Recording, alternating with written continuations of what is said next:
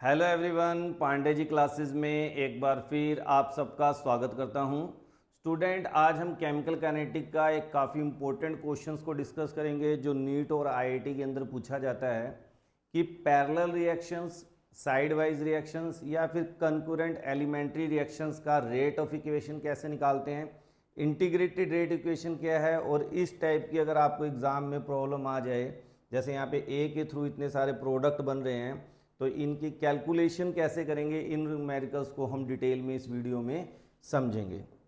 तो इस टाइप के क्वेश्चन जनरली पूछ लिए जाते हैं, बड़े सिंपल से हैं, किस टाइप से करेंगे उसको हम समझेंगे यहाँ पर। तो हम बात करने जा रहे हैं स्टूडेंट साइड और concurrent elementary reactions, parallel reaction, इनका रेट ला कैसे निकालते हैं, इंटीग्रेटेड रेट इक्वेशन क्या है, वो सारा हम इस वीडियो में डिटेल में स्टडी करेंगे। तो स्टार्ट करते हैं आज का लेक्चर स्टूडेंट। मान लीजिए मेरे पास कोई रिएक्टेंट ए है और वो दो डिफरेंट टाइप के प्रोडक्ट क्या कर रहा है, प्रोड्यूस कर रहा है। जैसे बी है वो 90% प्रोड्यूस हुआ और सी जो है वो 10% है। तो आप अब स्टूडेंट इसी बात को हम एग्जांपल के थ्रू समझते हैं। सपोज करिए कि मेरे पास क्या है, फिनोल है और फिनोल की मैं डिल्यूट HNO3 और कंसनट्रेटेड सल्फ्यूरिक एसिड की प्रेजेंस में क्या करता हूँ, नाइट्रेशन कर देता हूँ। तो इसकी जब आप नाइट्रेशन करेंगे स्टूडेंट, तो हमें दो प्रोडक्ट मिलते हैं। कौन कौन से प्रोडक्ट मिलते हैं, जिसे हम साइड प्रोडक्ट भी बोल देते हैं। एक तो हमें मिलेगा ऑर्थोनाइट्रोफिनोल और एक हमें मिलेगा पैरानाइट्रोफिनोल। अब क्वेश्चन राइज होता है कि which is major and which is minor. Major कौन है, माइनर क्या है, या इनकी परसेंटेज क्या। सपोज करिए इसकी परसेंटेज मैं कह रहा हूँ 90% है और इसकी परसेंट क्या है, 10% है। तो इस टाइप की अगर आपको रिएक्शंस आ जाती हैं जिन्हें हम पैरेलल रिएक्शन या साइड वाइज रिएक्शन बोलते हैं, तो रेट ऑफ रिएक्शन कैसे कैलकुलेट करते हैं वो हम बात कर लेते हैं। सपोज करिए मेरे पास ए है, बी जब बन रहा है तो रेट कांस्टेंट की वैल्यू क्या है, K1, और सी के टाइम में रेट कांस्टेंट की वैल्यू क्या है, K2। अब मैं आपको कहता हूं कि रेट ऑफ रिएक्शन बताइए क्या होगा। तो रेट ऑफ रिएक्शन आपको स्टूडेंट पता है। रेट ऑफ रिएक्शन अगर मैं प्रोडक्ट के रिएक्टेंट की रिस्पेक्ट में लिखूंगा तो क्या लिखूंगा, -dA/dt। तो कैसे कैलकुलेट करते हैं स्टूडेंट, बिल्कुल सिंपल सा कॉन्सेप्ट है। K1 concentration of A plus K2 concentration of. Plus क्यों हो रहा है, क्योंकि दोनों क्या हैं, एक ही रिएक्टेंट के दो प्रोडक्ट हैं। तो यहाँ पे क्या हो जाएगा, K1 concentration of A plus K2 concentration of. मेरे पास रिएक्शन आ गई, that is the rate of reaction. अब अगर हम बात करें कि मुझे percentage of yield of B चाहिए या percentage of yield of C चाहिए, और मेरे पास K1 K2 की वैल्यू पता है स्टूडेंट, तो बिल्कुल सिंपल सा फार्मूला जो आप याद करेंगे, K1 upon K1 plus K2, that is the percentage of B. और अगर मुझे सी की कंसंट्रेशन चाहिए तो मैं क्या करूँगा, K2 upon K1 plus K2, यहाँ से आप परसेंटेज यील्ड ऑफ सी निकाल सकते हैं। तो इस तरह से स्टूडेंट इन क्वेश्चंस को हम सोल्व करते हैं। इसी में अगर क्वेश्चन अराइज हो जाता है कि सर कर्व प्लॉट करिए कंसंट्रेशन और टाइम का with respect to A, with respect to B and with respect to C, तो हमारे पास तीन अलग अलग टाइप के कर्व स्टूडेंट आएंगे। एक एक हम ले लेते हैं और दूसरा हम डिफरेंट थोड़ा सा दिखाने के लिए अलग अलग कलर ले लेते हैं। तो यहाँ पे स्टूडेंट हो क्या रहा है, ये हमारा क्या है, ए, मैक्सिमम परसेंटेज किसकी है, बी, और फिर ये क्या है, सी। तो आप देख सकते हैं कि रिएक्टेंट की concentration with respect to time क्या हो रही है, डिक्रीज हो रही है, ए, और बी और सी की कंसंट्रेशन क्या हो रही है, इंक्रीज हो रही है, क्योंकि प्रोडक्ट की फॉर्मेशन बी 90% है तो इसका कर्व क्या आ जाएगा, ऊपर की तरफ, और सी का कर्व क्या आ जाएगा, इसकी तरफ। तो ये हमारा इसका कर्व हो गया concentration with respect to time for this reaction, हमने कर्व प्लॉट कर दिया।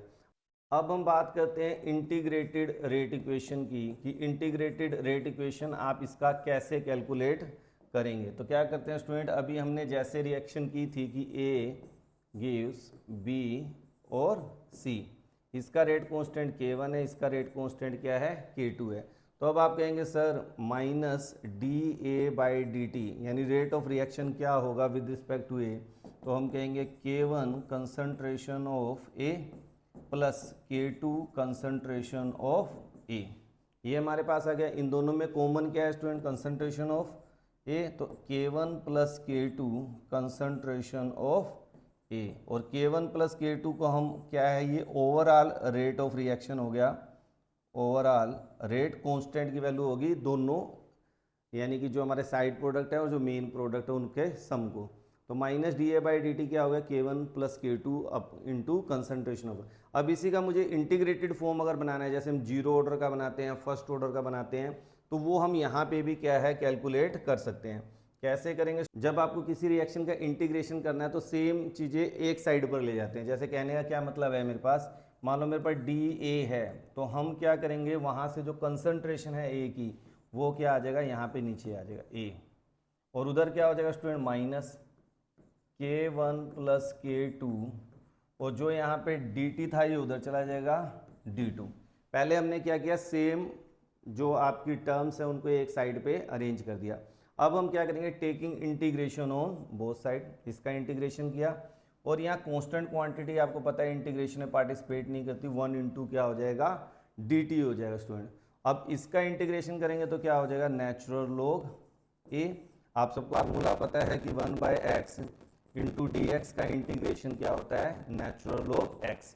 उसीलिए हमारा 1 concentration of A into D concentration of A का क्या आ जाएगा, इंटीग्रेशन नेचुरल लॉग ए। और यहाँ पे क्या आ जाएगा, कांस्टेंट क्वांटिटी का इंटीग्रेशन तो होता नहीं है, K1 प्लस K2 और 1 इंटू डी टी क्या हो जाएगा t। और फिर आपको पता है क्या, इंटीग्रेशन कांस्टेंट की बात करें i, क्योंकि यहाँ पे हमें लिमिट गिवन नहीं है। अब i को कैसे कैलकुलेट करेंगे, सेम पैटर्न से, इफ t इक्वल टू 0, तो जो फाइनल कंसंट्रेशन है स्टूडेंट वो किसके इक्वल हो जाती है, इनिशियल। ए नोट क्या है, इनिशियल कंसंट्रेशन। तो पुट इन 1, इसको इक्वेशन 1 मान लीजिए। तो पुट इन 1 किया तो ए की जगह क्या आ जाएगा, ए नोट आपका initial concentration equal to minus ये K1 प्लस K2, और t की वैल्यू क्या होगी 0, और प्लस क्या हो गया i। अब किसी भी चीज़ को 0 से मल्टीप्लाई करेंगे वो 0 ही हो जाएगा स्टूडेंट। तो हमारे पास ये जो डाटा हो जाएगा कि i क्या हो जाएगा, i हो जाएगा नेचुरल लॉग a नोट। अब इसी वैल्यू को हम क्या करेंगे, इक्वेशन 1 में पुट कर देंगे। तो हमारी इक्वेशन 1 क्या हो जाएगी, natural log a equal to minus K1 plus K2 t plus natural log a naught. अब देखिए स्टूडेंट मैं क्या करने जा रहा हूँ, थोड़ा सा ध्यान दीजिएगा। तो यहाँ पे हम क्या करेंगे, ये वाली टर्म माइनस किया, इधर गया प्लस, और ये प्लस क्या उधर गया माइनस, तो क्या हो जाएगा, इसको ऐसे लिख लें। हम इसी रिएक्शन को ऐसे लिख देते हैं, natural log A naught minus natural log A equal to क्या हो जाएगा, तो K1 plus K2 dot T. ये हमारे पर रिएक्शन आ गई। अब अगर मैं इसको सोल्व करता हूँ स्टूडेंट, तो ये क्या हो जाएगा, natural log A naught upon A equal to K1 plus K2 dot T. अब इसके इंटीग्रेशन करते हैं फर्दर, तो क्या करेंगे हम, तो ई क्या ए, अब इसको हम फर्दर कैसे लिखेंगे student, A naught upon A equal to E की power K1 plus K2 T. अभी आपको पता है इंटीग्रेशन ये क्या होता है, जब हम एंटी लॉग लेते हैं नेचुरल लॉग का, तो जो भी चीज़ राइट हैंड साइड में होती है वो ई की पावर हो जाती है। तो natural log A naught upon A L, अगर मैं नेचुरल लॉग को यहाँ से हटाता हूँ तो क्या हो जाएगा, एक्सपोनेंशियल टर्म हो जाएगा। लॉग को हटाते हैं तो 10 की पावर हो जाता है, ठीक है स्टूडेंट। तो ए नोट अपॉन ए क्या होगा, ई की पावर K1 प्लस K2, और यहीं से जो मेरा रिलेशन आ जाएगा वो क्या आ जाएगा, ए नोट इक्वल टू ए ई की power K1 plus K2 T. और इसी को सिंप्लीफाई में मैं ऐसे भी लिख सकता हूँ कि अगर मैं ए की सेंस में आंसर चाहता हूँ, ए नोट नहीं ए की सेंस में, तो क्या कहूँगा, ए नोट ई की power minus K1 plus K2 T, that is the integrated rate equation for parallel reaction. तो इस तरह जो अगर आपको पैरेलल रिएक्शंस गिवन है जिसके अंदर 2 प्रोडक्ट बन रहे हैं या 3 प्रोडक्ट बन रहे हैं, तो वहाँ पे भी आप उसकी इंटीग्रेटेड फॉर्म निकाल सकते हैं। तो ये मैंने आपको फार्मूला बता दिया। अब हम आते हैं अपने क्वेश्चन पे जो हमने सबसे पहला राइज किया था कि सर अगर इस टाइप के क्वेश्चन आएंगे तो कैसे सोल्व करेंगे। अब आपको एक इक्वेशन दे दी, A gives B C D, कहेंगे इसका मैकेनिज्म लिखो, या कहेंगे रेट ऑफ रिएक्शन बताओ। तो रेट ऑफ रिएक्शन क्या होता है student, minus D A by D T क्या हो जाएगा, बिल्कुल सिंपल सा कॉन्सेप्ट है, K1 into concentration of A plus K2 concentration of A plus K3 concentration of A. अब इन तीनों में कॉमन है, हम डायरेक्ट लिख सकते हैं कि K1 plus K2 plus K3 और concentration of A, that is your rate of reaction and minus dA/dt की वैल्यू आ गई। अब अगर 3 से ज़्यादा आ जाए, जैसे कि हमारा सबसे पहला जो प्रॉब्लम है, अब ये मेरे पास प्रॉब्लम आ जाए तो कैसे सोल्व करेंगे इसको समझते हैं, इसको थोड़ा सा डिटेल में आते हैं। मान लो मेरे पास ये रिएक्टेंट A है, तो इससे A1 बना, A2 बना, A3 और इस तरह नंबर ऑफ रिएक्शंस हो रही है, फिर n नंबर ऑफ पे पहुंच गया। तो अगर मैं कहता हूँ कि माइनस dA/dt निकालो तो क्या होगा, जैसे हमारा जो पहला ऑप्शन है वो क्या है, माइनस dA/dt क्या होगा। तो वैसे ही करना है जैसे आपने भी थोड़ी देर पहले किया है, K concentration of A plus, अब क्या ग्रेड कांस्टेंट है 2K कंसंट्रेशन ऑफ A, फिर अगले में क्या है 3K कंसंट्रेशन ऑफ A, और n नंबर इस तरह हम जब चलते जाएंगे तो क्या हो जाएगा NK कंसंट्रेशन ऑफ A, ये हमारे पास है। अब इन सब में अगर कॉमन देखें स्टूडेंट तो क्या है, K और कंसंट्रेशन ऑफ A कॉमन है, तो हमारे पास जो बचेगा वो क्या बचेगा 1 + 2 + 3 अप टू n, और यहाँ पे क्या आ जाएगा K कंसंट्रेशन ऑफ A। अब इसको अगर स्टूडेंट सोल्व करते हैं, स्टूडेंट ये किसका समेशन को जब हम सोल्व करते हैं तो क्या हो जाएगा माइनस dA/dt इक्वल टू क्या फार्मूला हो जाता है n × n+1/2, जो कि मैथमेटिशियन रामानुजम ने ये फार्मूला दिया था। तो जो हमारे पे फार्मूला है इसमें बस जस्ट आपको वैल्यू पुट करनी है। मान लो मैं यहाँ वैल्यू पुट करता हूँ 1, तो 1 + 1 2, 2/2 क्या हो गया 1 ही आएगा। मगर अगर मैंने वैल्यू की पुट की 2 की वैल्यू पुट करूँगा तो क्या हो जाएगा 2 से 2 कट जाएगा, 2 + 1 क्या 3 हो जाएगा, तो इनका सम क्या हो गया 3। अब मैंने यहाँ पे n की वैल्यू 3 पुट की, 3 + 1 4, यहाँ कट गया 2 3 = 6, तो इनका सम कर दीजिए पहली 3 डिजिट का, क्या आ जाएगा 6। तो ये भी एक फार्मूला हमें यहाँ पे सीखने मिल गया, 1 + 2 + 3 अप टू n क्या होता है n × n+1/2। तो ये जनरल फार्मूला हो गया। अब क्या करें, हमारे पास क्या है K कंसंट्रेशन ऑफ A, तो हमारा जो फार्मूला डिराइव करके आ गया, आपसे पूछा गया था कैलकुलेट माइनस dA/dt क्या होगा, तो n × n+1/2 K। अब नेक्स्ट हम करते हैं B पार्ट इसका, तो क्या हो जाएगा dA1/dt। अब हम इसके रिस्पेक्ट में बात करें A1, अब प्रोडक्ट ले लिया तो प्रोडक्ट में यहाँ पे प्लस ही रहेगा आपका, तो क्या हो जाएगा K कंसंट्रेशन ऑफ A, ये हमारा हो गया dA1/dt। अब dAn/dt क्या दे, सी पोर्शन dAn/dt,